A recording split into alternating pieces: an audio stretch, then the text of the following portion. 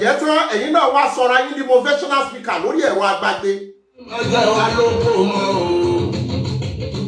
Mo wá ń drive mo ń bọ̀ nílé mo tún wá rí tó tún sọ̀rọ̀ pé o pè lẹ́nu já wáyà náà nìyẹn yóò bá fùrọ̀ yá láyà rẹ̀. Ẹ káàárọ̀ ẹ káàsán ẹ kúrọ̀lẹ́ ẹ káalẹ́ níbi gbogbo tẹ́ ti ń gbóhùn wa ẹ káàbọ̀ sí orí òjíṣẹ́ TV níbi tí a ti máa ń mú oríṣiríṣi ètò wá fún wa lórí ọ̀rọ̀ ayé wa tẹ́yin náà bá wò ẹ fi kọ́gbọ́n àwa náà á wò a ó fi kọ́gbọ́n ẹ bá wa like ẹ bá wa share ẹ bá wa comment sí orí òjíṣẹ́ TV pàápàá jùlọ ẹ bá wa tẹ notification bell so that a bá upload ẹ̀yin lẹ máa kọ́kọ́ máa rí ohun tí a bá gbé jáde sí orí òjíṣẹ́ TV ṣé wá rí nǹkan tó mú wá fún wa lẹ́ni ara ọ̀tọ̀ ni ó lágbára mo fẹ́ kẹ́yìn náà jókòó kẹ́ wá lọ wo ohun tí a mú wá fún wa lẹ́ni ó yá ẹ wá lọ wò. Ìwọ tó yẹ kí wọ́n máa fún mọ̀ràn bó ṣe rí ní ọkọ gbé ìwọ náà fún yàn mọ̀ràn. Òrírí ọkọ gbé ìwà sọnù obìnrin sọ̀wànù ó lóun ò lórí ọkọ ìwọ náà fún yàn mọ̀ràn. Who are you giving advice? Béèyàn bá wá fẹ́ fún yàn mọ̀ràn pẹ̀lẹ́ lákọ́ lábò. What impact have you given to the Yorubas? Ẹ fìdí banẹ́jẹ́ ẹ fìdí bọ̀nà jẹ́ tán ẹ̀yin náà wá sọra yín di motivational speaker lórí ẹ̀rọ àgbàgbé. Mo wá ń drive mo ń bọ̀ nílé mo tún wá rí tó tún sọ̀rọ̀ pé o pè lẹ́nu já wáyà náà nìyẹn yóò bá fùrọ̀ yá láyà rẹ̀.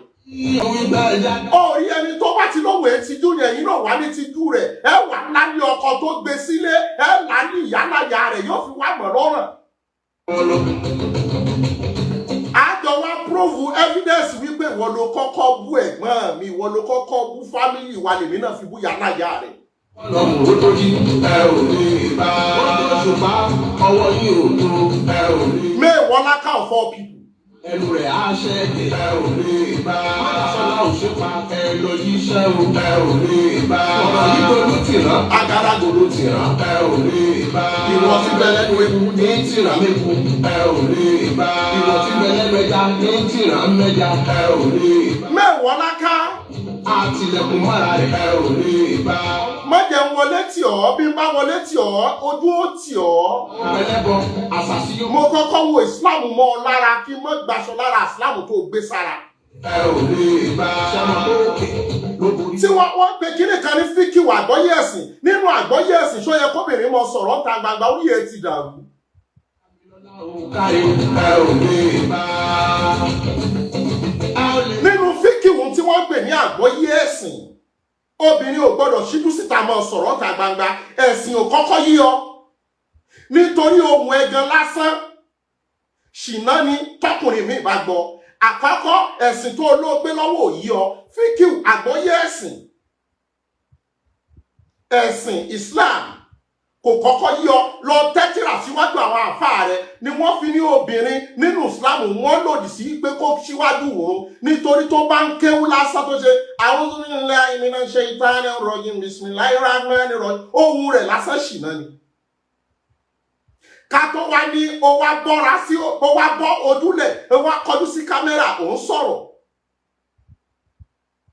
Tá a bá wá wò wípé civilization dé tó wá sọ̀rọ̀ a lè ló bẹ́ẹ̀ àmọ́ látàrí bẹ́ẹ̀ ọkọ tó gbé sílé òun ṣọkọ òpònú ló gbé sílé junúnú fúnnúnù láàfin mọ̀ wípé ìwọ ló ń kọ̀ntró ọkọ kọ́ ló ń kọ̀ntró ẹ̀.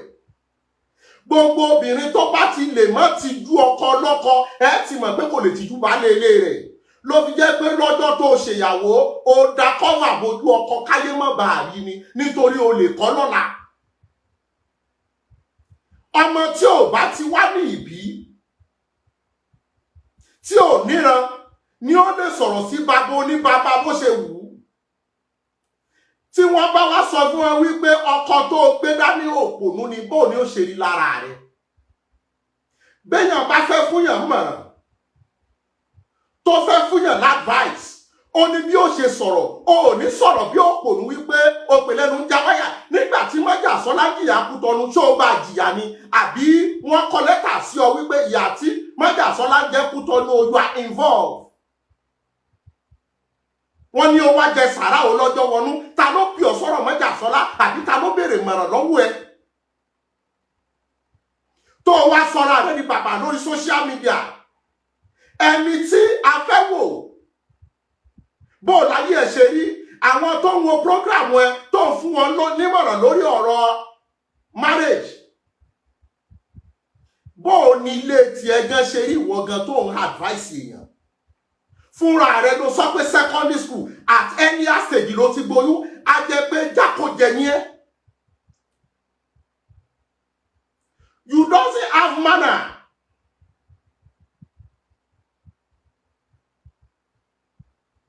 You doesn't have manner. Ó wá ń sọ fún ọkọ ọlọ́kọ wípé ẹnu ń já wáyà. Ó bẹ̀rù bàbá ńlá rẹ lọ. Tí iṣẹ́ àmàlà ò bá bí ọmọ dá síbòmí, must you use Májàsọ́lá as a traffic? Ó wá tún ṣe fídíò míì, mo tún wá rí támẹ̀bọ́ post ẹ̀ tó wá tún fọ́ tata wípé o lè pé lẹ́nu ń já wáyà. You are less concerned about Májàsọ́lá life. Májàsọ́lá has his own life to live. Likewise, you have your own life to live. Must you advise Májàsọ́lá? Is it a compulsory? What is your own life impact with Májàsọ́lá life? Ó wá sọ̀rọ̀ gẹ́gẹ́ bí òpònú tó gbé sílé tó pè lọ́kọ. Nítorí tó bá jí ọkọ ló gbé sílé, a kọ wípé báyìí ni wọ́n ṣe ń gbé ní ayé, wọn kì í sọ̀rọ̀ sọ́kọ lọ́kọ. A jẹ́ kó òpònú dàdá nírí tó gbé sílé òṣọkọ. Wèrè tó pè lọ́kọ, bóyá tí wọ́n bá kúrò lórí ẹ, tí wọ́n ta bá ọkọ rẹ, tí wọ́n ta bá bàbá rẹ, ó mọ bó ṣe rí lára. A jẹ́ pé bàbá tó bí ọgọ̀, bàbá rí òkọ àbí kó mọ́gbẹ̀kọ́. Nítorí ẹni tó bá lè kú bàbá ń bàbá, a jẹ́ pé bàbá tiẹ̀ náà ẹni lẹ́lẹ̀ ni. Ẹni tó bá lè kú ọkọ ọlọ́kọ, a jẹ́ pọ́kọ tiẹ̀ ẹni yẹpẹrẹ ni. Ọkọ tó fẹ́ sílé orí rẹ̀ ti burú. Kí wọ́n náà lè mọ impact bó ṣe rí. Wàá lè mọ bó ṣe rí lára àwọn ìyàwó Májàsọ́lá tó gbé ọkọ wọn lẹ́nu ń já wáyà. Wàá lè mọ̀ wípé tí wọ́n bá sọ fún yàn wípé olórí burúkú lọkọ téèyàn fẹ́, wàá mọ bó ṣe rí. Wàá mọ̀ wípé àlòkù èbó lọkọ rẹ̀ gbé sílé làbí ló gbé sílé. Ẹ ti jọ Lágbara nágboro, ẹ ti jọ ṣèranù, lẹ wá gbéra yín sílé lọ́jọ́ alẹ́, olórí burúkú ni wà tọkọ tó fẹ́. You will know how it pains. I will teach you a lesson. You will know how it pains to insult someone's husband. Àwọn ọmọ rẹ náà lè mọ̀ wípé àṣẹ tí wọ́n bá sọ̀rọ̀ sí ìyá èèyàn pé olórí burúkú ni ìyá èèyàn, àṣà máa dùn ọmọ. Olórí burúkú ni wọ́n náà. Bóyá bí wọ́n ṣe ń sọ pé Mewolaka yẹn ló jẹ́ kó mọ̀ wò ó gbé ìyálàyà rẹ̀ ò tó bẹ̀ kó pé Májàsọ́lá lẹ́nu ń já wáyà. Ọkọ olórí burúkú tó gbé sílé ò tó bẹ̀ kó pé Májàsọ́lá lẹ́nu ń já wáyà. That is when I will redesign your brain. Àwọn èèyàn bẹ sọ lálákọ̀ọ́kọ́, mo rò pé obìnrin ìgbónára, o tún wá come online láti ṣe another video. You are stupid.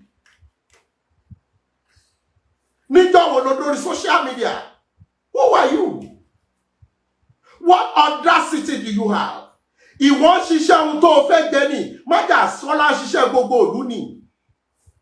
Olórí burúkú rẹ̀ pariwo wípé Tinubu òṣèlú dáadáa. Ṣé bẹ́ẹ̀ ni olórí burúkú o lè tẹ́ kàmpé fún wọn nìyí? Yóò bá fùrọ̀ yálàyà rẹ̀. Wàá lè mọ bó ṣe ń rí. Wàá lè mọ bó ṣe ń rí. Tí wọ́n bá ti fọkùrọ̀kùrọ̀ yálàyà rẹ̀, tí wọ́n fọkùrọ̀ bàbá ńlá rẹ̀, tí wọ́n wá ṣépè fọkọ rẹ̀, wọ́n wá pè ọ́ sí mítìnú ẹbí, wọ́n á reset brain rẹ̀ pé don't intervene in Májàsọ́lá matters. You are very stupid. agboolé yín wọn ń kọ́ yín bẹ̀ á jẹ́ pé wọn ò kó ẹ ló fi gbójú láti secondary school. Tá a bá wá wò yín ìjọmọlúàbí ara wa la fẹ́ sọ kalẹ̀. Mo tún wá wo program mo ń bọ̀ lé mo ń drive mo tún wá wo program o tún wá lérí fùrù tatatata wípé àwọn military. Can't you listen to what military said? They said we need new opinion. We need new people to put us through, but we will look into it. They never said Majasola has committed any crime. Are you a gullible woman? Nígbà tó ṣe pé gbogbo làákàyè tó ní òdù kó gbọ́kọ lọ́kọ kó ní ẹni bá lọ́kọ tó bá níyàwó lé o kí ìyàwó tó fẹ́ fẹ́ ni ó lè kọ́kọ́ olórí burúkú ni ẹ. I never did this, but I will let you to learn in the hard way.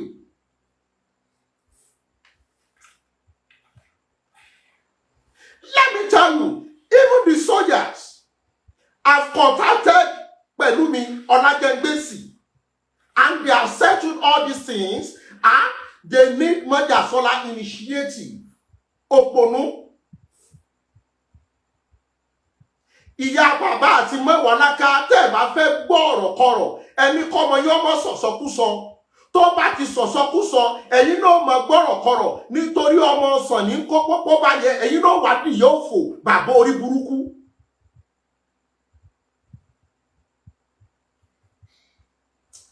Ọgbọ́ tọmọ yín bá ti ń sọ̀sọ́kúsọ gbogbo ẹbí Mewolaka mọ̀ gbọ́ ọ̀rọ̀ kọ́rọ̀ tí etí ikún fi di. Bí ọmọ yín bá ti ń sọ̀rọ̀ kọ́rọ̀ bẹ́ẹ̀ lẹ́yìn náà mọ̀ gbọ́rọ̀ bànújẹ́ nítorí olórí burúkú nìran yín. That is when you will learn in the hard way.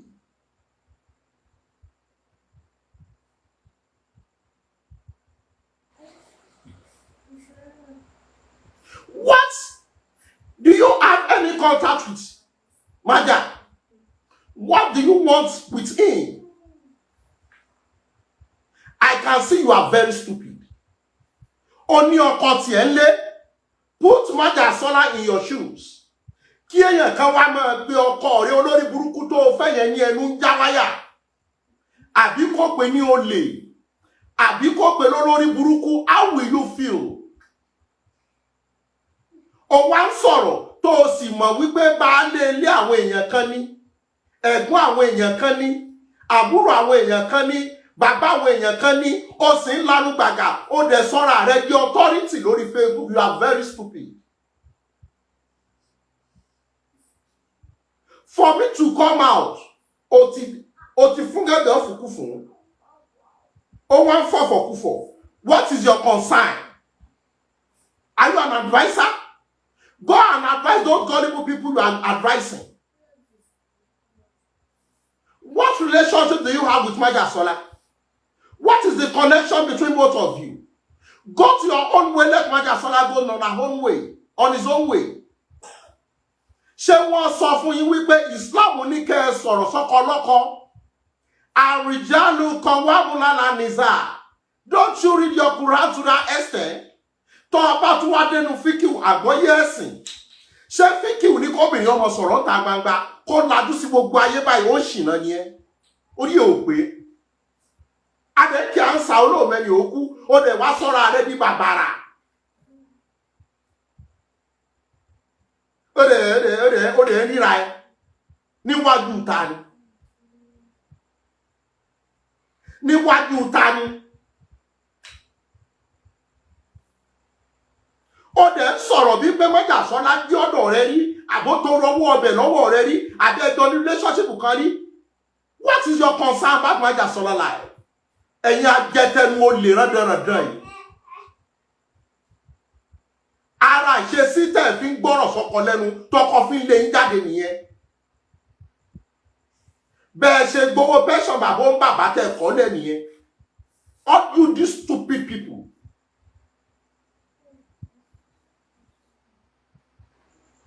Ẹ ń forí burúkú ṣayọ̀ọ́yọ̀. Ọ̀làjú dé òjẹ́ ní tìjú mọ́. ó ń pààrọ̀ ọkọ bí ẹni pààrọ̀ aṣọ ó wá sọ́ra rẹ di bàbàrà nítorí àwọn èèyàn wù ọ́ wọ́n wù ẹ́ láwòsùnkún òwúra rẹ láwòrẹ́ ni. Who are you? What audacity do you have? Who sent you? Can't you withdraw? And you still went ahead and said you are qualified to call him Elujawaya kò ní dá fún nǹkan tó sọ yẹn.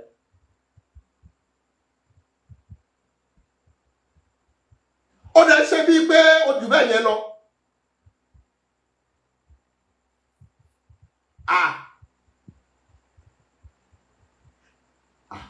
Mewolaka, you be very, very careful. I'm giving you the last warning. Má jẹ́ gbaṣọ lára rẹ àti gbogbo ẹbí ẹ tán. Má jẹ́ gbaṣọ lára rẹ àti gbogbo ẹbí ẹ tán. Má kábùkù lórí ọ̀rọ̀ Májàsọ́lá. Must you talk? Must you? Ẹ̀yin aborí má bọ̀ wáyé agbókójẹ́.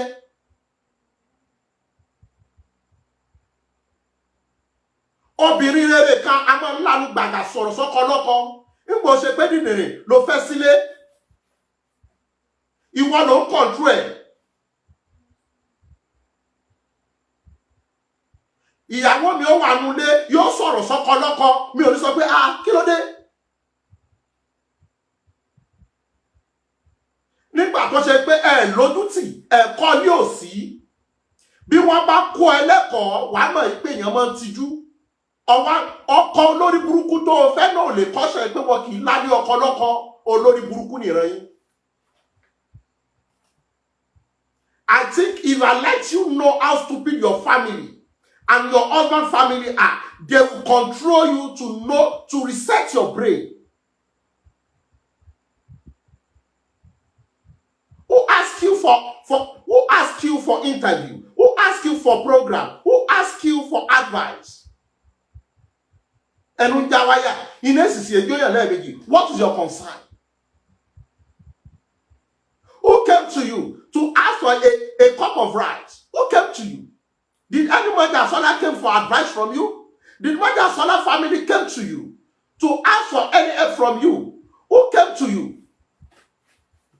Did anyone rush to you? When Májàsọ́lá is in Kutonu, are you not sleeping in your room? Who came to you?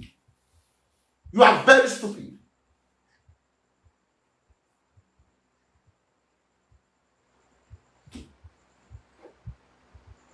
And you started coming out as if you are on top of all the world, bragging as if you have something in your domain.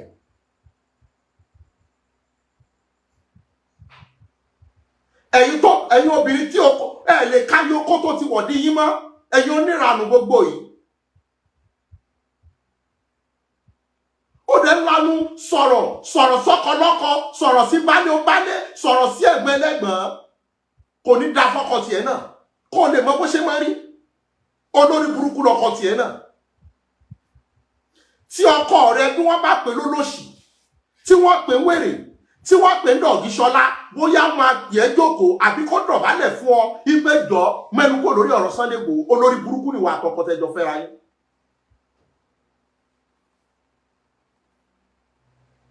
Ó dàbí pé bí wọ́n ṣe tọwọ́ bọ ìjọmọlúàbí inú ilé rẹ kò jí o mọ̀ lọ́rọ̀.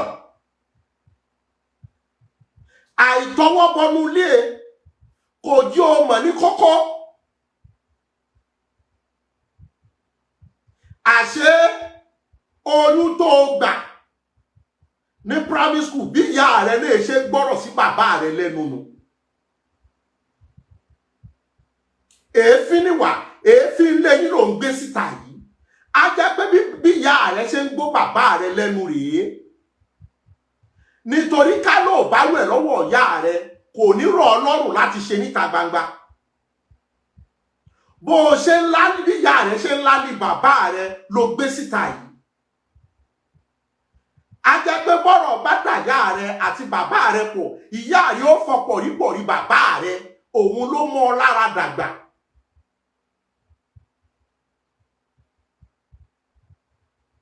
Bí ò bá wa mọ́ ọ lára, ó yẹ kó tì ọ́ lẹ́nu láti sọ̀rọ̀ sọ́kọ ọlọ́kọ.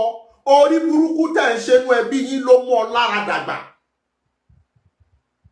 Bẹ́mi ṣe wà yìí, kí rẹ́ni tó kéré sí mi lọ́jọ́ àkọ́kọ́ tí n bá kọ́kọ́ rí mi ò ní mọ bó ṣe yẹ kí n pè lórúkọ.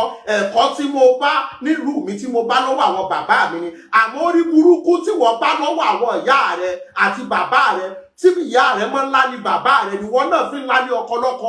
Olórí burúkú ni wà àtọkọ tẹjọ fẹ́ra yín. Yorùbáwùyí sọ̀rọ̀, òòṣà sọ̀rọ̀, tàbí tó tún sọ̀rọ̀ yẹn náà bó ṣe lọ sọ̀rọ̀ ó tún wá ní authority láti bọ́ta láti tún sọ̀rọ̀ kò ní yí ọ́. Irú yín àwọn ọmọ kéékèèké tẹ́mọ̀ kọ́ bí wọ́n ṣe ń tì nǹkan bonú abẹ́lẹ̀ máa ń fẹ́ olórí burúkú tó ń control ẹjọ́ gbéra yín kẹjẹ́ kórí yín ó pé. Nítorí ká ní wọ́n lọ ká ní òun lọ́kọ yóò ti pè ọ́ ṣàkíyèsí pé sórí ò burú.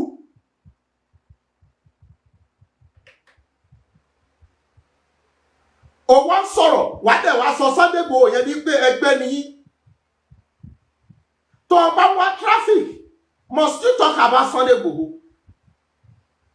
Àwọn kan náà wá rí ọ gẹ́gẹ́ bí Múrísídù, wọ́n rí ọ gẹ́gẹ́ bí ẹni tó lè mọ sọ̀rọ̀ ẹ̀sìn. Ìwọ tó ń ṣẹ̀sìn tó ló ń ṣẹ̀sìn, ó ń ṣe Múrísídù. Ìyàwó mi ò gbọdọ̀ lóhun ní nọ́mbà rẹ, màá ní ta ni ẹni tó ti kọ́kọ́ sober reflection dà tó o fẹ́ nílé ọkọ. Ẹlẹ́nu yẹbẹyẹbẹ kò lójú ìgò ní ó kà mójú gbogbo ìgbà, ó jẹ́ kó rí ẹ pín.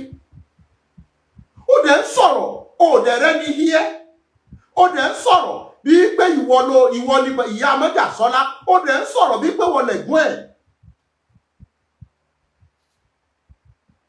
Ta ló délé yín nínú ìyàwó àbáwọn ọmọ Májàsọ́lá pé ìgbà tí Májàsọ́lá tó wà ń Kútọ́nù o, ọwọ́ mi làwọn ìyàwó ẹ̀ tí wọ́n wá ń gbowó ló fi sú mi. Àbí ìgbà tí yẹ wà láyé o, èmi mo máa ń fún yẹ lówó oúnjẹ.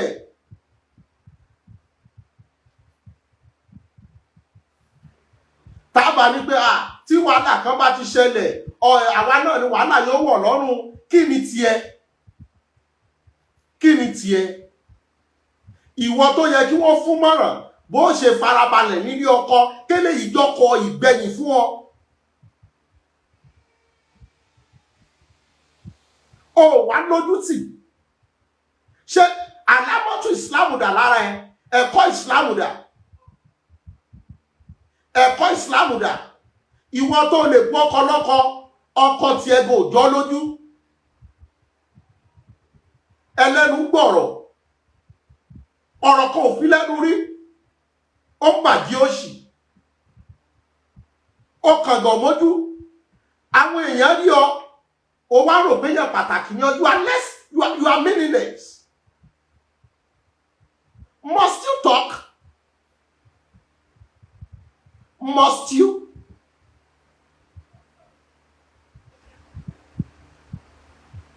Àìmọye àwọn èèyàn ni mo ti rí update wọn, mo rò pé ọ̀rọ̀ obìnrin sóbìnrin, èmi náà níyàwó kí o lè mọ búyàwó yàwó, mo wá rí pé Mewolaka yẹn stupid gan. Bàbá mi àṣẹ Abdul Hakim alan wasalam, mo wá rí pé ẹ̀kọ́ ìsìlámù kankan ò sí lára rẹ, fi kí wò yí ọ, àgbọ́yé ẹ̀sìn ò yí ẹ, láti mọ bú ọkọ lọ́kọ, láti mọ lálé ọkọ lọ́kọ, olórí burúkú lọ́kọ tiẹ̀ náà. Bọ́kọ̀ rí ò bá jẹ́ olórí burúkú, kò ní rọ̀ lọ́rùn láti bú ọkọ lọ́kọ, kò ní dá fún àtọkọ rẹ̀, olórí burúkú ni.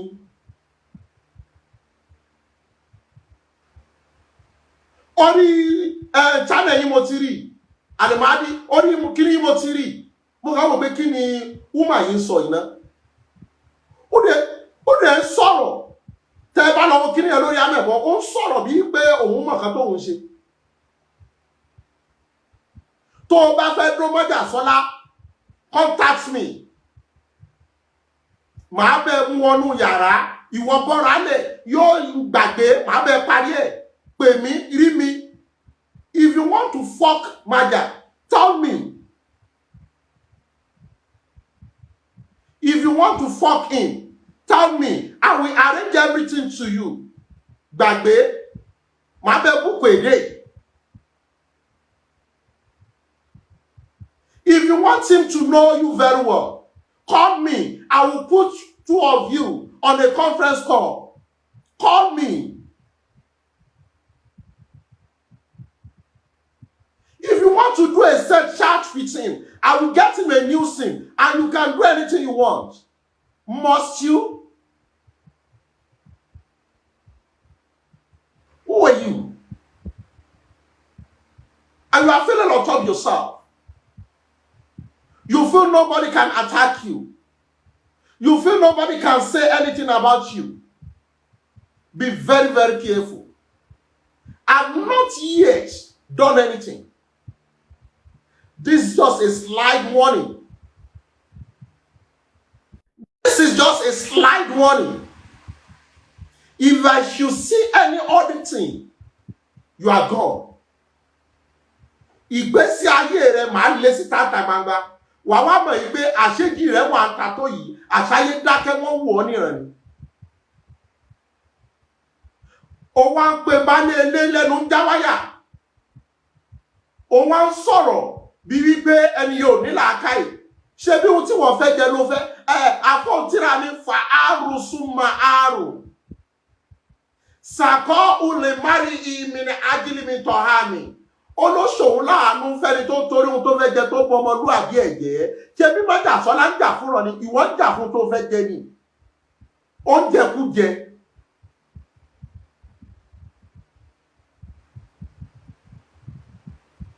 Ìwọ tó ní past tó dà.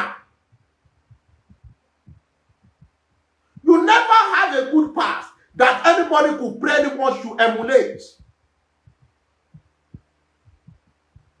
And you now start bragging on social media as if you are an SU, SS.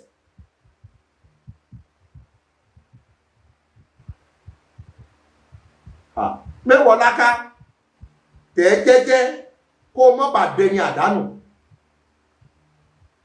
Ó ṣe kan àwọn èèyàn ti bẹ́ẹ̀ sọ̀rọ̀ mọ́ pé ọ̀rọ̀ àwọn obìnrin ni ọkùnrin ti kọjá ogun nọ́sẹ̀nsì yẹn. Obìnrin àtobìnrin, èmi náà níyàwó lé.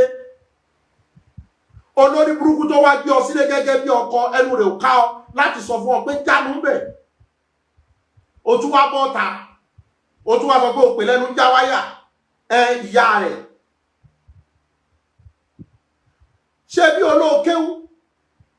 Yá kùn wàlà àsàdà. Lọ ṣọ́ra fún kèéta. Wà ìnàlẹ̀ àsàdà. Nítorí pé kèéta. Yá kùn wàlà àsàdà. Ó máa ń jẹ iṣẹ́ eré ènìyàn. Kámọ́ ta kúnnú nọ́ọ̀rù rẹ̀ àtọ̀bà gẹ́gẹ́ bí iná ṣe ń jẹ gìṣẹ́ pé orí Mewolaka, you are very stupid. Ó wá ń sọ̀rọ̀ sí májà bí kò ń sọ̀rọ̀ sí ọmọ tó ń fún lówó oúnjẹ olórí burúkú níwà tọkọ tẹjọ fẹ́ra yín. Tí wọ́n bá bojú ọkọ ẹ jẹ́ kí wọ́n mọ̀ pé bàbá àtìyá rẹ̀ wọ́n kọ́ ò ní mọ̀ lọ́rọ̀. A jẹ́ pé bí ìyá rẹ̀ bó ṣe máa ń lá ní bàbá rẹ̀ nulẹ̀ ló gbé síta yẹn. Rọ́dà mi Abẹ́lì dọ̀mù kí ń jà rẹ̀ má bínú ọ̀rọ̀ ẹ̀ ká mi lára ni. Adé kí a ń sá olóòmẹ́ni okú, live your life. Advise other people.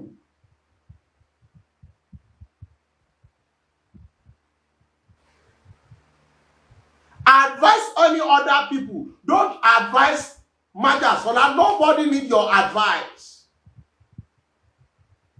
Tó bá fẹ́ dúró Majasola, ó dá mi lójú pè mí. Àfi tí ò bá láìkẹ́ lókù. Màá arrange ẹ, màá gbé hòtẹ́ẹ̀lì fún ẹ, á nẹ̀ fẹ́lẹ́fẹ́lẹ́, tani àti tani. Àbóyí ẹ ti dàrú. Tó bá wá familiarity, ọ̀tọ̀ ni ọ̀nà tí wàá gbé wọ̀. Ó kó mẹ́. Kí là ń sọ, kí ló ń sọ? Ó ń gbé odidi bálé, ó ń bálé lẹ́nu já wáyà, iná èsì sí ń gbé ní lẹ́ẹ̀mejì. Gbàgbé, já kúò, já ọgbẹ́ ìsìlámù, ká wá lo ìwọ gẹ́gẹ́ fún rẹ, your job. and you arrange everything tóun gan tí ò bá wù kó tí ọ̀pá bọ inú sà máa kọ̀ ní ìṣẹ́ pé kó ṣe lẹ́ẹ̀kan kó máàkì rẹ́dísítà. Kí ni wà ń gbé káàgbé tó dẹ̀ wọ́n bá bàrà ara ẹ̀? Ìyá Mewolaka àti bàbá rẹ̀ tẹ́ bá ṣì ń bẹ láyé ẹ fi ọmọ yín kó má jẹ́ kẹ́ ẹ má gbọ́gbọ́kúgbọ́ nítorí tẹnu bá sọ̀rọ̀ kọ̀rọ̀ òun ló máa ń kó wàhálà bẹ̀rẹ̀ kẹ́. Ọ̀rọ̀ tọ́mọ yín sọ ní kó bá yín ní jẹ́ kẹ́ ẹ gbórí burúkú ọ̀rọ̀. Ọmọ tẹ́ ẹ rán nílé ìwé tí ò jáde nílé ìwé tó fi gboyún ṣọ́mọ nu adójútì ní ọmọ ni. Éèjì wo ló fi bí first born ẹ̀ first daughter ẹ̀? Aṣẹ́wó ayékójẹ. Ṣé ìsìláàmù ní kẹ́ ẹ máa dóko kẹ́ ẹ tó lọ́kọ? Ó wá ń borí ìborùn lẹ́tẹ̀lẹ̀ fi gbà á. Yóò jẹ́ káwọn èèyàn máa kó àwọn ìjàmbá sísà. Ẹ rí gbogbo ìjàmbá sísà kọ́ lórí bẹ̀yẹ̀ òun lóye olórí burúkú fún rẹ o. Àwọn ìjàmbá sísà máa ń lójú tì olórí burúkú lòun.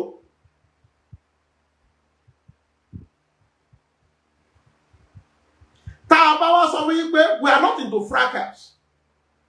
We enlight. Kèé ṣe kọ́rọ̀ burúkú ò sí lẹ́nu. Àwọn ò fẹ́ sọ jáde ni. Ojú ló dá àbẹ́tí ní kàngádẹ̀rọ. Ọkùnrin mélòó ló lè búra pógo ní ẹ̀rí láyé? Ìwọ tó yẹ kí wọ́n máa fún ní guide and counsel tí wọ́n náà ló fún yàn ní guide and counsel. Àwọn jùnúnù fúnnúnù tí wọ́n rí ọbí múrísídù, àwọn òpònú afọ́nufọ́ra tí wọ́n rí ọbí múrísídù, orí bọ́ọ̀lù wọ́gán ṣe ló gbé sí ayé rẹ tí wọ́n fi gbọ́rọ̀ sí ẹlẹ́nu.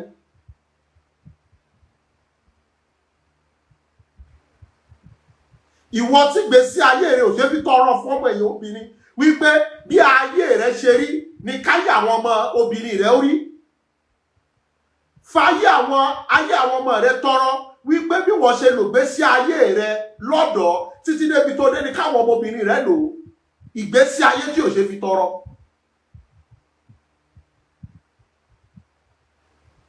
Ó dẹ̀ wá sọ̀rọ̀ ó dẹ̀ ṣe wípé ojú bẹ́ẹ̀ yẹn lọ.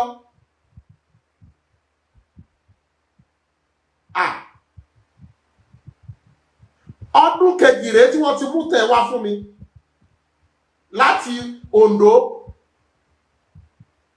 àti Kondo bẹ́ẹ̀ mi ò ń ṣe gbogbo àwọn nǹkan bẹ́ẹ̀ yẹn tí mo rò pé I'm less concerned about all these things. Nítẹ̀ ní fúlì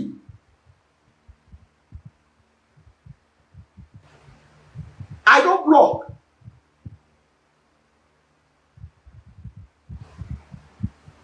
I'm using this medium to warn you, Mewolaka, to please pack off. Don't insult someone's husband. Majasola is a father, someone's husband, someone's brother, and so many people feed under him. Stop the blackmailing.